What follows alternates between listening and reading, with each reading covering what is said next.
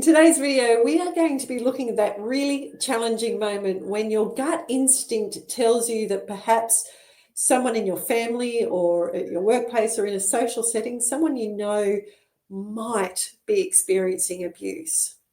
It is a really difficult moment to know how to respond in a way that is safe and supportive, and to know that you're not going to make the problem even worse than it already is. So that's what we're going to tackle today. In the studio to help me do that is Kerry Edwards, the co-founder of Click Collab. How are you today, Kerry? I'm really well, thanks, Kirili. That is fantastic news. You are looking very well.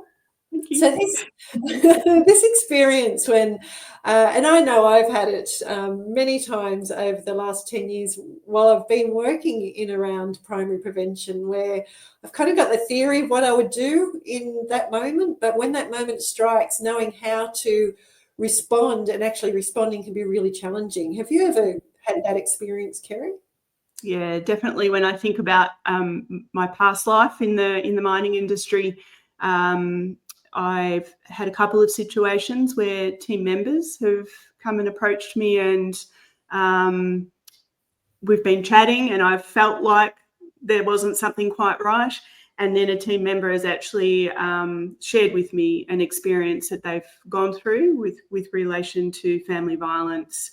And I can say certainly the things running through my head at the time, one, I'm feeling really uncomfortable, and I'm sure they are too. Two, how do I respond?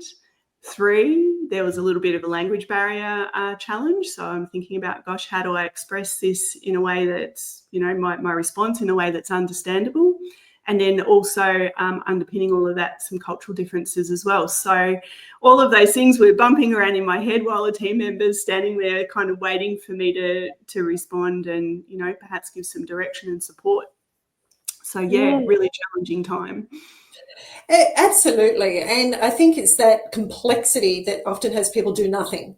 So we just stay quiet, or we withdraw, or we, maybe giggle nervously or dismiss the response, all those sorts of things. We get into flight mode because we're really uncomfortable with this situation. And it is a really common issue because, as you know, we've just completed the Hills Shire pilot of the Click Collab planning process, and the Hills Shire community has identified that ensuring that the whole community can recognise the signs and knows how to respond to the signs of abuse is their second highest priority. So it is a really significant issue. Yeah, absolutely is. And I think that's kind of leads really into this really great resource that we've just come across from Safety. Yeah, the thing we find through all of prevention is that no one's an island in terms of we're all thinking along the same lines, and there's some brilliant resources being developed. And as you say, we've just come across this one from Safe and Equal called Are You Safe at Home? And it's a brilliant little 20-minute, very, very easy e-course that you can do that goes over the skills, the steps to being able to have that conversation, to start those conversations.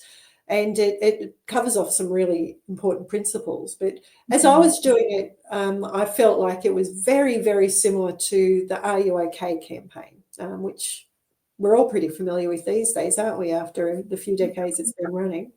Yeah, absolutely. I think, wouldn't it be a great place to be where you've got the Are You OK piece, but you've got the same question potentially being asked, are you safe at home?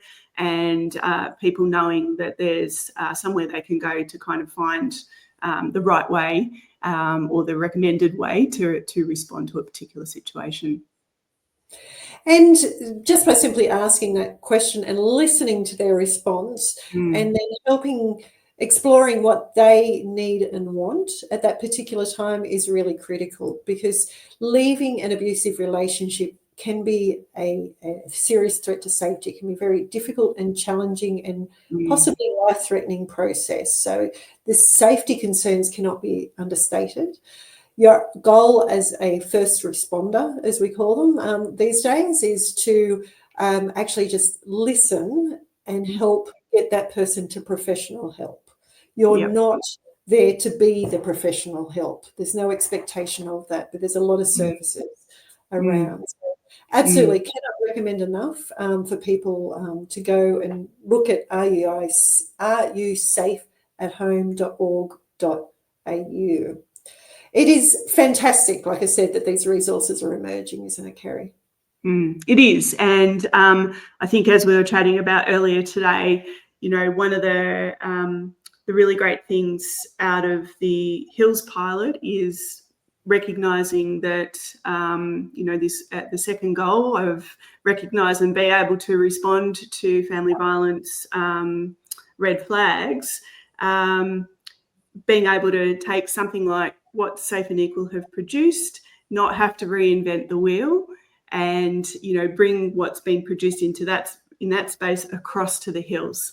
How do we do that? How do we leverage off the things that are already existing? Yeah, and there is so much stuff out there. So that's the role of Click Collab, isn't it? To click those pieces together and help the pieces fall into place, because there's been phenomenal work done around the country that if we just can unite those efforts and unify those efforts, we're going to get to zero DFV. Absolutely. Fantastic. Yeah, absolutely. So, Kerry, if somebody wants to be part of that journey, help us take steps towards zero DFV, how do they do that? They just need to go to clickcollab.co. Perfect, and click on in, register the name, and we will pick it up from there and keep you in the loop of everything that's going on that you can help contribute to, so we can all reach zero DFV. Thanks, Kerry. I'll see you on the next video. Will do. See you then.